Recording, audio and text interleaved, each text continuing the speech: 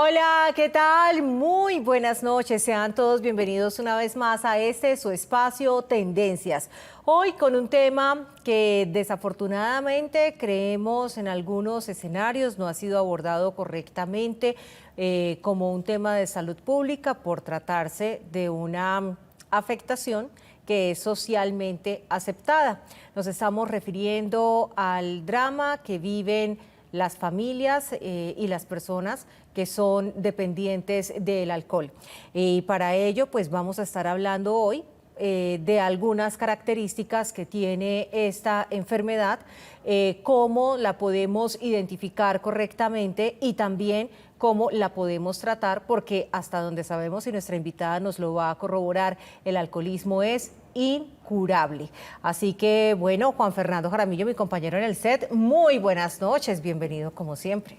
Caterine, ¿cómo le ha ido? Espero que esté muy bien. Oiga, Caterine, qué programa tan interesante, porque entre otras cosas hay señales que uno no las lee y hay cosas que uno no las ve, que los hijos, que uno mismo, que el tío, que la prima, etcétera, etcétera. Para eso hemos invitado el día de hoy a la doctora... No, el apellido es francés, Burro Mejía. ¿Está bien?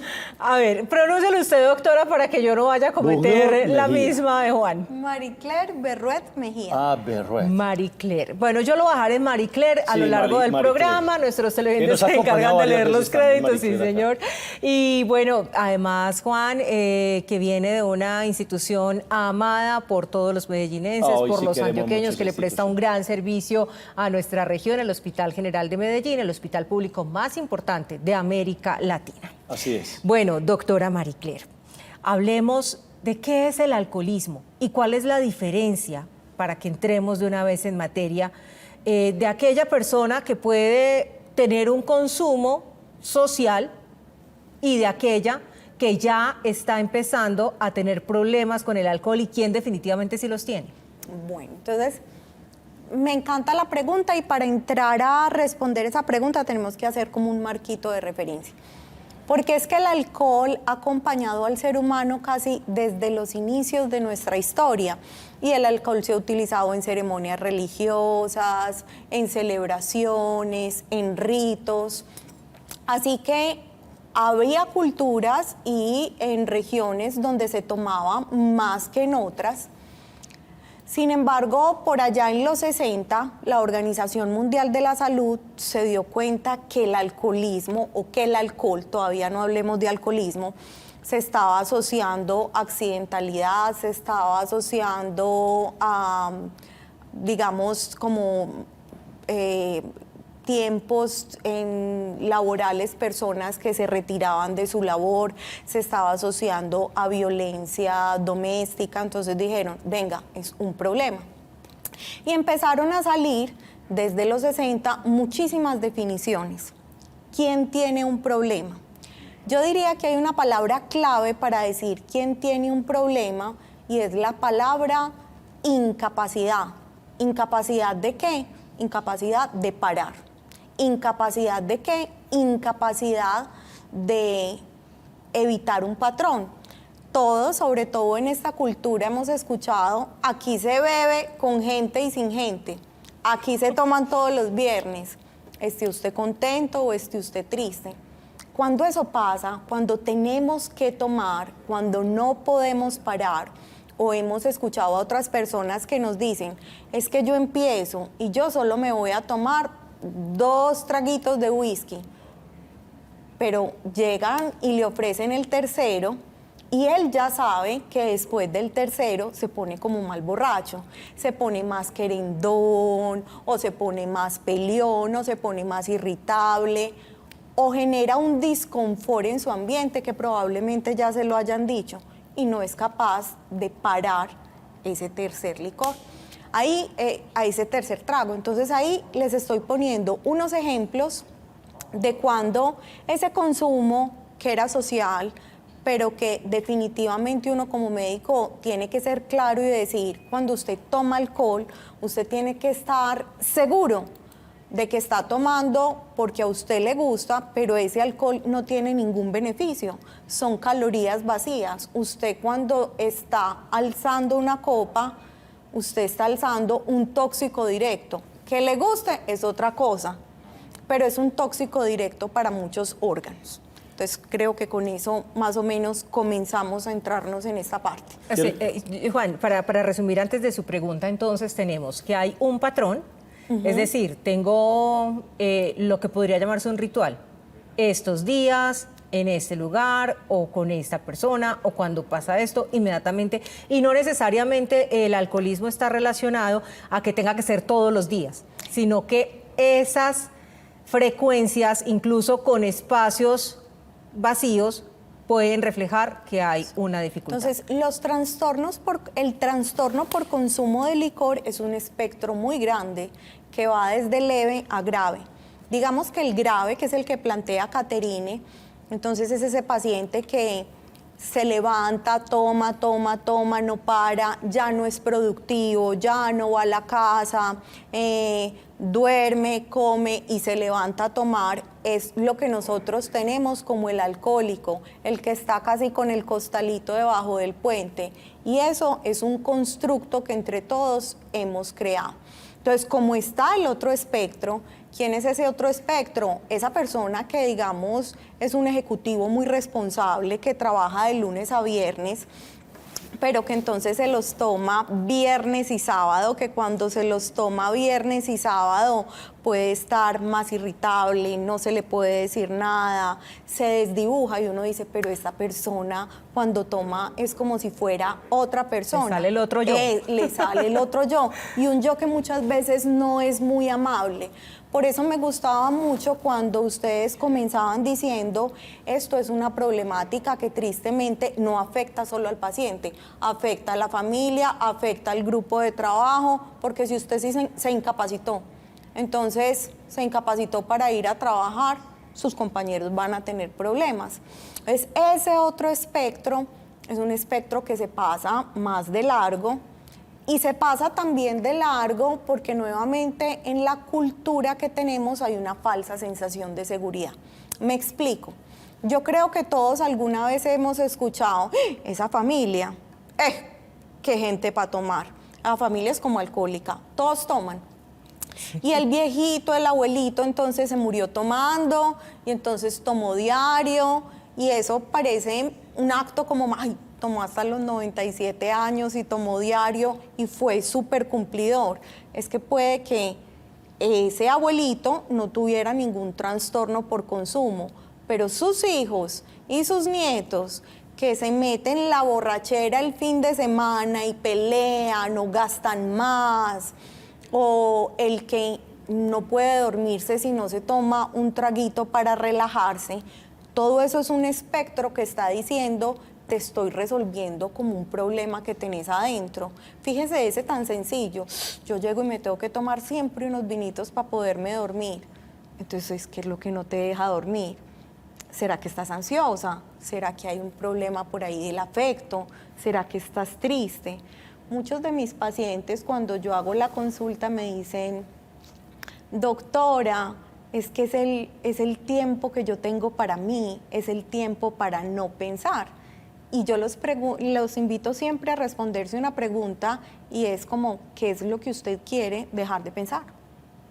¿Qué es lo que lo atormenta? Encontrar esa parte interior que lo motiva a llegar ahí. Yo quiero preguntarle dos cosas.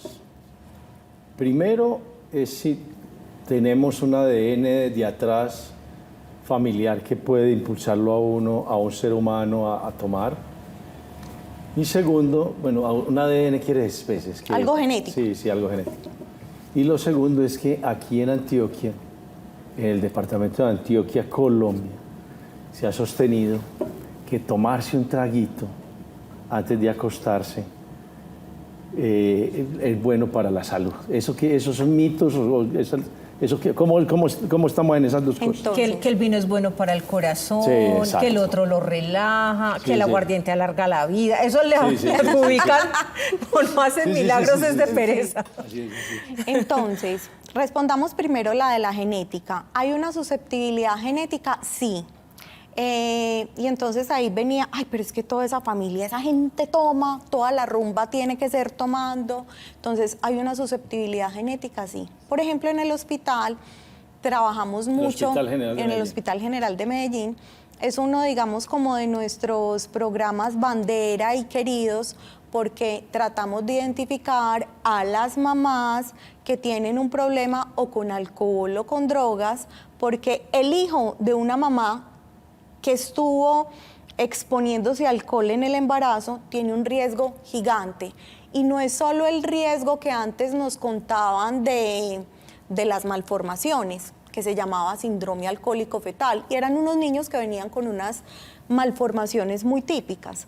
Esto va más allá, esto va de alteraciones en la conducta, en el comportamiento, que pueden ir a la primera infancia, impactar lo cognitivo y llegar a tener problemas en la adultez. Entonces la primera respuesta es sí, hay susceptibilidades genéticas, y sí, tu abuelo fue tomador, tus papás son tomadores, y vos desde muy temprano empezás a tomar, probablemente tengas más chance, más riesgo de desarrollar un trastorno por uso de alcohol. Será mucho más riesgoso los que empiezan a tomar. Ustedes ven que la edad cada vez se acorta. ¿A qué edad fue su primera borrachera? Yo nunca me he emborrachado. Maravilloso. ¿Y la tuya? Menos.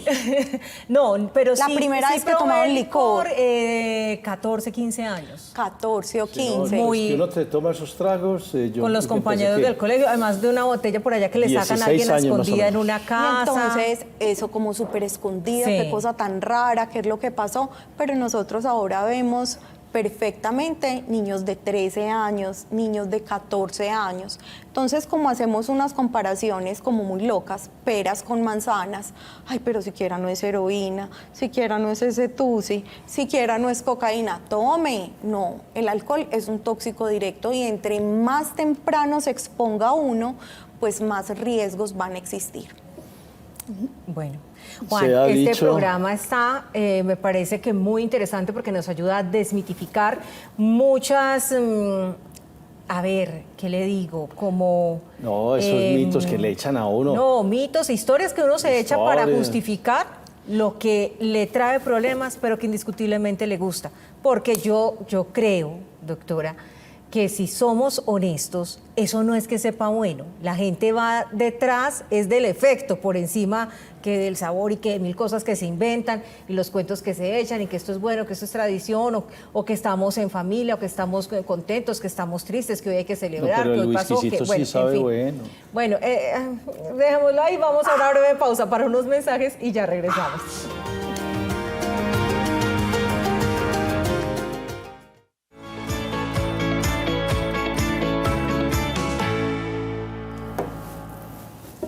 Gracias por continuar con nosotros esta noche a través de Tendencias en nuestro canal Televid. Hoy en compañía de la doctora Marie Claire, es una especialista perteneciente al cuerpo médico del Hospital General de Medellín, para acompañarnos a través de nuestro espacio a abordar el tema de las adicciones, particularmente la relacionada con el alcohol, Juan. Doctora Marie Claire, ¿qué se ahora, hoy por hoy, en el juego de la vida, qué nos deja la pandemia en cuanto a alcoholismo o nuevos factores de alcohol, con qué, o ese con qué, con el más alto índice de consumo de licor? ¿Qué nos dejó la pandemia? La pandemia para nadie es un secreto, que nos mostró que habían enfermedades mentales. Yo creo que la pospandemia nos invita a cuidar la salud mental. Y dentro de todos esos trastornos o todo ese compromiso están los trastornos por uso de sustancias. Y el uso de alcohol aumentó. Entonces no es que haya aumentado en número de personas solamente, sino que en algunos estudios las personas que tomaban licor en la pandemia tomaron más. Entonces no hay nada que hacer, ¿qué hay? Tomemos, ¿cierto? Sí. Y probablemente una de las cosas que estamos viendo es que esa manera de tomar, donde no fue una manera regulada, con límites, ya está dejando sus efectos, unos efectos deleterios en la familia, en la persona, en enfermedades. Entonces tenemos más personas que acuden buscando ayuda para un trastorno por uso de alcohol. Ahí en este mismo tramo del diálogo con usted, quiero preguntarle, específicamente el licor, ¿a qué parte del cerebro le pega? Y le sumo entonces, ya que él habla de cuál es el efecto, porque además también hablemos de esa curva que tiene el paciente con anímica y emocionalmente cuando consume alcohol, que muchas veces lo buscan para tratar de salir de un momento difícil, pero ¿por qué definitivamente termina hundiéndolo más? Entonces vamos a responder dos cosas. Entonces, ¿el alcohol qué es? Químicamente, para los que les gusta eso, es un hidrocarburo. Tiene una molécula de carbono, hidrógeno y oxígeno, y explicando eso de manera sencilla, es una sustancia que se mueve súper rápido en el cuerpo. Pasa todas las barreras, pasa la barrera encefálica, hematoencefálica y llega al sistema nervioso central. Estamos hablando de una de las sustancias más depresoras que hay. Es una sustancia que en el cerebro le pega un receptorcito que se llama GABA. Y ese receptorcito GABA es el principal depresor del sistema nervioso central. Uniendo eso con lo que preguntaba Catherine, la depresión del alcohol es cefalocaudal. Entonces, él empieza a hacer una depresión desde los centros frontales hacia atrás. Entonces, por eso es que al principio viene esa euforia, que es lo que la gente quiere. Entonces voy a estar eufórica, contenta, porque yo deprimo esos centros de la norma, de la regulación, que me dicen, yo no me voy a montar en una mesa y voy a hacer tremendo escándalo.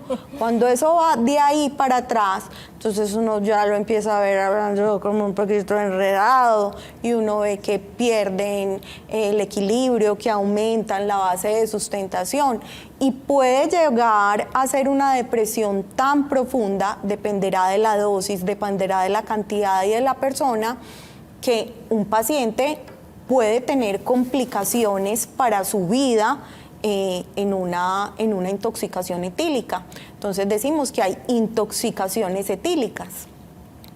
Intoxicaciones etílicas, o sea, sí. Bueno, y de toda esa euforia, luego, ¿qué le pasa a la persona? Luego, y sobre todo cuando estamos hablando de consumos crónicos, cuando ya va pasando toda esa parte de la euforia, viene la depresión, y entonces en la depresión vamos viendo personas que oscilan desde estar muy contento del prendo y todo, al que se quedó por allá dormido y no supo en dónde estaba, en contacto con quién. Ahora, si nosotros nos hacemos esa pregunta crónicamente, el alcohol va produciendo unos cambios en el sistema nervioso central, en el cerebro, que empiezan a afectar varias esferas de tu vida, no solo la esfera cognitiva, sino la esfera anímica también. Entonces se empieza a volver como un círculo vicioso, porque muchas de estas personas pueden tener otras comorbilidades psiquiátricas, trastornos de ansiedad, trastornos depresivos. Entonces todo se empieza a empeorar, y ese paciente que usted lo vio contento en un minuto, lo puede ver crónicamente con otro tipo de afecciones. Ahí está. Complejo. El paciente que tiene problemas con el alcohol, ¿se da cuenta? ¿O tiene que ser su círculo quien definitivamente lo empuje? ¿Cómo se hace para que una persona que tiene dificultades con el alcohol logre reconocerlo? Porque es que ese es el punto de partida. O sea, el resto de su familia y su círculo lo padece, ¿cierto? Pero como él lo goza, pues para él no hay problema. Es una pregunta muy compleja, y voy a respondérselas desde cualquier enfermedad. Supongamos que alguno de ustedes dos sufre de la presión arterial elevada y ya ha estado varias veces en urgencias. Entonces vos empezás, Caterine, tener la presión arterial, mira, cuídate, el médico dijo esto. No, yo no siento nada, yo no siento nada, yo no siento nada, yo no siento nada, hasta que probablemente exista un evento, como uno de esos eventos que es como una ruptura biográfica, y te invite a decir, hey, vení. Puede que haya otra Caterine, ¿cierto?, que sea más abierta a escuchar el cómo le dicen las cosas. Entonces nosotros vemos un espectro muy grande de pacientes, pero al principio, y ese es el gran problema, cuando vos solo tenés una borracherita, pero es que yo solo me he emborrachado 2 o 3 veces en el año, vení, pero es que estrellaste el carro, le pegaste a fulanito, pasó, vos tenés un problema. Entonces uno dice, pero una vez todos tenemos derecho a equivocarnos, pero ahí estamos iniciando como una carrera, nos estamos montando en otros escaloncitos. Entonces hay personas que rápidamente tienen una habilidad que se llama introspección, es decir, venga, si yo tengo un problema y si sigo así se me va a dañar el hígado, voy a tener problemas funcionales. Otras personas necesitan ese llamado amoroso de la familia y yo hay veces cuando yo hago consulta, se la hago es a la familia y le pregunto, ¿él quiere? Porque si él no quiere, primero tenemos que diseñar estrategias para llegarle a esa persona. Porque muchas veces señalamos y cuando señalamos eso no funciona, ¿cierto? Pero cuando lo decimos de una manera más empática, como con ganas de escuchar, la gente copia más. Entra en estado de negación. Sí, porque el licor tiene como consecuencia la deshidratación de la persona. El licor, digamos, interactúa, mejor dicho, no hay un órgano, Juan, que respete el licor. Casi me puedes decir cada órgano y yo te digo qué produce. El licor, y sobre todo cuando lo combinamos, entonces 1, depende del tipo de licor, 2, dependen las combinaciones, 3, tiene la capacidad de interactuar con una hormona que la llamamos la hormona antidiurética. Entonces, ustedes han visto cuando se toman 5 o 6 cervezas que empiezan al baño y ya fueron al baño y ya nunca más pararon de ir al baño. Entonces, él favorece esa eliminación urinaria y en esa eliminación usted no solo está perdiendo agua, sino que usted está perdiendo electrolitos, iones. Y por eso es que al otro día en el guayabo es tan importante una buena hidratación. Nos queda un minuto. El alcohol, el saberme o el reconocerme en algún momento enfermo cuando se me fue la mano e hice daños y acabé hasta con el nido de la perra, me llevé por delante la familia, actos de violencia intrafamiliar, accidentes y demás, ¿exime a la persona el decir que está enferma? Es decir, ¿se vuelve en una justificación para no tener que responder por sus actos? No, a ver, hay una cosa que es importante y es cuando usted eligió tomar licor, ¿cierto?